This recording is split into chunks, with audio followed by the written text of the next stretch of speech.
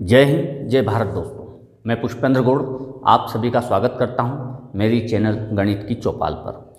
दोस्तों, कक्षा 9वीं के गणित विषय में मैं लगातार आपको वीडियो बनाकर पहुंचा रहा हूं। इसमें हमारा जो अध्याय 7 त्रिभुज, जो कि सर्वांग समता से संबंधित है, इसमें हम प्रश्नावली 7.1 के प्रश्न क्रमांक 1 से लेकर 3 तक पहले हल कर चुके हैं। आइए हम प्रश्न नंबर 4 हल करते हैं। और इसी के साथ आप मेरे वीडियो को देखने के लिए मेरे चैनल को सब्सक्राइब जरूर कर लीजिए।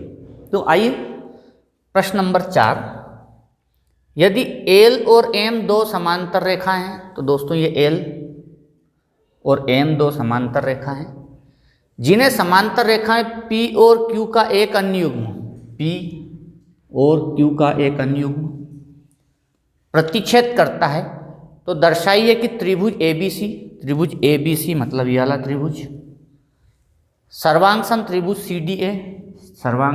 CDA, इन दोनों त्रिभुजों को आपको सर्वांग सिद्ध करना है।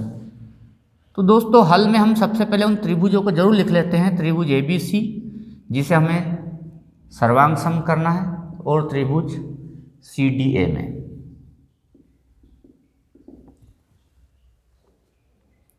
अब हम ये पाते हैं कि ये दो त्रिभुज है, तो ये वाला कोण इस वाले कोण के बराबर होगा, क्योंकि PQ समांतर है तो AC तिर्यक हो गई, तो ये दोनों कोण हो गए दोस्तों एकांतर अंतः कोण। तो कोण BAC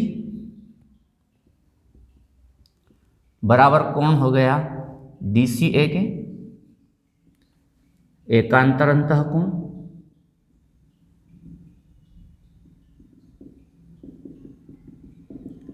ये एक हो गया। इसी प्रकार ये वाला कोण इस वाले कोण के बराबर हो गया, क्योंकि ये L और M समांतर हैं और AC तिर्यक हो गई, तो ये दोनों कोण एकांतर अंतः कोण हो गए। कोण CAD, कोण AC भी पहले लिखेंगे क्योंकि त्रिभुज ABC को पहले लिया, तो त्रिभुज ABC के कोण पहले आएंगे। कोण ACB बराबर कोण CAD एकांतर अंतः कोण। अब अगर दो कोण अगर आप बराबर बता देते हैं, तो फिर आपके सामने एक ही ऑप्शन बचता है कि एक भुजा बराबर होनी, वो भी दोनों कोणों से बनने वाली। तो इन कोणों से बनने वाली एक ही भुजा है AC, जो दोनों में है। तो AC बराबर AC उभयनिष्ठ भुजा,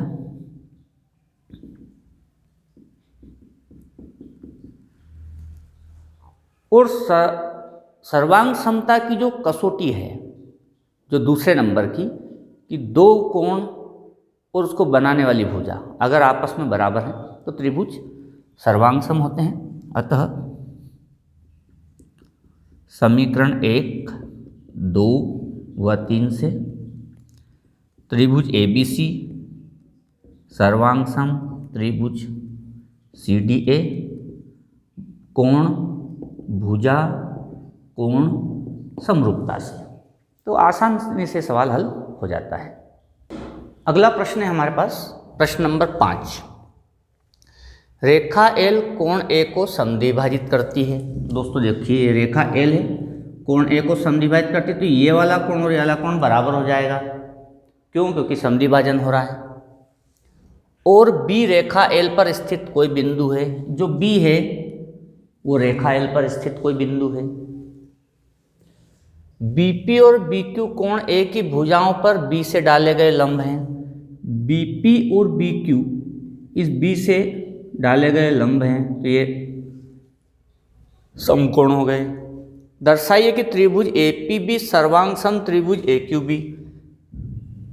हमें ये दर्शाना है। तो हल, पहला भाग, तो त्रिभुज APB और त्रिभुज AQB में जिस त्रिभुज को सर्वांग सम बताना है, पहले उसका चयन कर लेते हैं। अब हम इसमें देखते हैं कि हमारे कौन कौन से भाग बराबर हैं।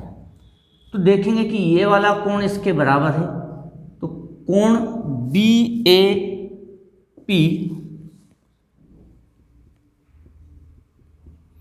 बराबर है कोण BAQ के।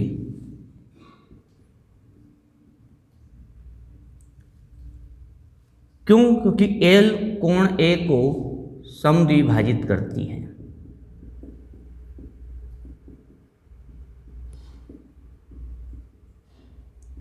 तो ये हो गई हमारी समीकरण एक। दूसरा हो गया हमारे पास कोण या भुजा ले लें हम ए बी बराबर ए बी, उभयनिष्ठ भुजा।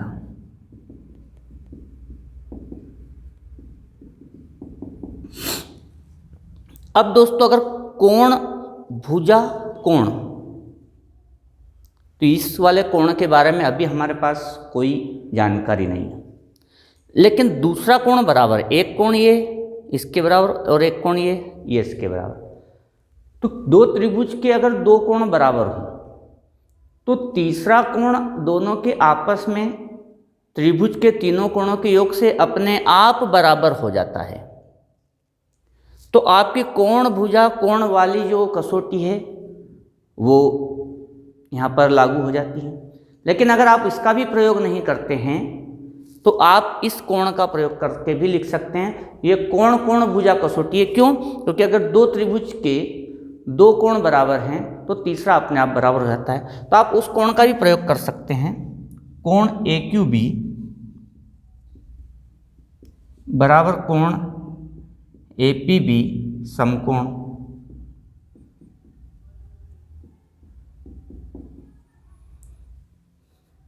समीकरण 1 2 व 3 से त्रिभुज ए बी क्यू सर्वांग सम त्रिभुज ए बी पी, और यहाँ पर आप लिख सकते हैं कोण कोण भुजा सर्वांग समता से। तो इस प्रकार से कोण कोण भुजा सर्वांग समता का तभी प्रयोग किया जाता है जब दो त्रिभुज के दो कोण बराबर हों। तो वास्तव में यह कोण भुजा कोण का ही एक स्वरूप है, क्योंकि कोण भुजा कोण भी इसी से बन जाएगा कि अगर दो कोण बराबर हैं दो त्रिभुज के तो तीसरा कोण त्रिभुज के तीनों कोणों के योग से अपने आप बराबर हो जाता है। अब इसका दूसरा भाग पूछा गया है।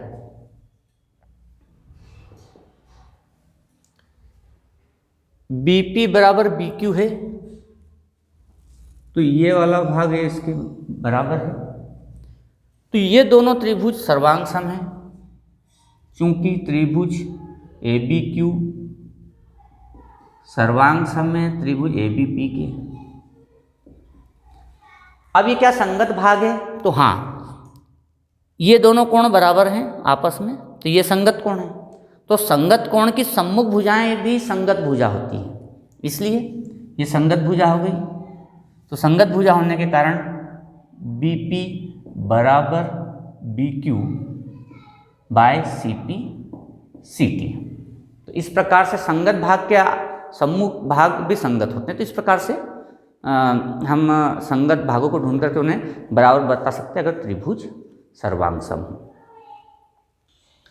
अगला प्रश्न है हमारा प्रश्न नंबर 6। चित्र में ए सी बराबर ए ई। तो दोस्तों हम देख लेते हैं, यह ए सी बराबर ए ई, ठीक है, इस तरह से निशान लगा दिया। ए बी बराबर ए डी, तो दोस्तों ये ए बी और ये ए डी, और कोण बी ए डी, कोण बी ए डी मीन्स यहां तक का कोण केवल बराबर कोण ई ए सी, कोण ई ए सी मतलब दोस्तों यहां तक का कोण। तो दर्शाइए कि बी सी बराबर डी ई। तो हमें बताना है दोस्तों बी सी बराबर डी ई, ये बताना है। तो हम उन त्रिभुजों का चयन कर लें जिसकी हमें जरूरत पड़ेगी।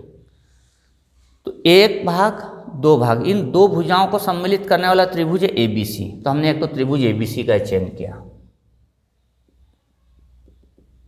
त्रिभुज ए बी सी,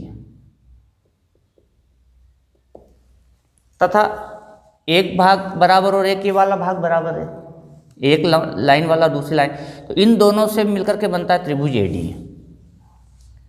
तो त्रिभुज ए डी ई में अब हम यहां पर एक एक भाग को बराबर बताते हैं। तो त्रिभुज ABC में AC और दूसरे त्रिभुज में AE को बराबर हमें दे रखा है। तो AC बराबर AE हमें दिया गया है।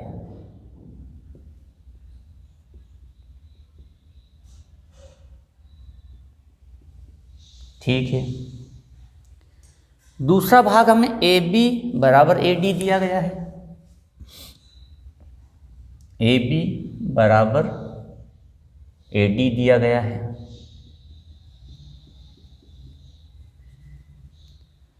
अब दो भुजाएं अगर आपको बराबर दी जाती है तो या तो तीसरी भुजा बराबर होना चाहिए या फिर उन दोनों से बनने वाला कोण बराबर होना चाहिए। बस ये दो ऑप्शन हमारे सामने बचते हैं, इसके अलावा और कोई ऑप्शन नहीं। तो तीसरी भुजा तो हमें बराबर सिद्ध करनी है, तो उसे तो ले नहीं सकते। तो हमारे सामने ऑप्शन बचता है कि जो दो भुजाएं बराबर है उससे बनने वाला कोण हम लें। तो त्रिभुज ABC में ये भुजा और ये भुजा से बनने वाला जो कोण है वो ये पूरा कोण है और वो बनता है कोण BAC। तो दोस्तों कोण BAC और कोण DAE ये बराबर होगा, ये अभी नहीं दिया है, लेकिन हम बराबर सिद्ध कर सकते हैं जो दिया गया है उसकी सहायता से। तो हमें अभी केवल यहाँ तक का कोण दिया गया है, वो इस जगह तक का, इसमें एक भुजा एक त्रिभुज की और दूसरी भुजा दूसरे त्रिभुज की। ठीक है, ये कोण दिया है तो हम जो दिया है उसको लेकर चल रहे हैं अभी। तो कोण BAD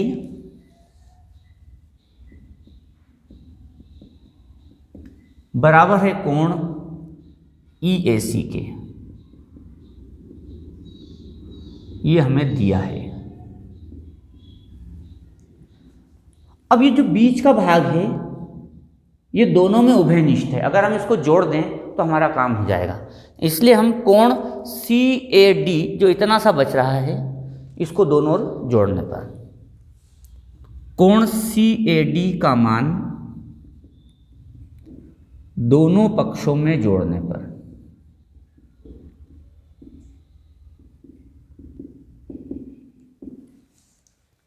तो दोनों पक्षों में हम इस मान को जोड़ देते हैं। तो कोण BAD प्लस कोण CAD बराबर कोण EAC प्लस कोण CAD। ये जो भाग है CAD इसको हमने दोनों पक्षों में जोड़ दिया। तो कोण BAD, अब देखो कोण BAD वो यहां से यहां तक है और इसमें इतना और जोड़ दिया तो ये यहां से बढ़कर के यहां तक चला जाएगा, मतलब ये कोण पूरा हो जाएगा दोनों मिलकर के और बन जाएगा कोण BAC जिसकी हमें जरूरत थी।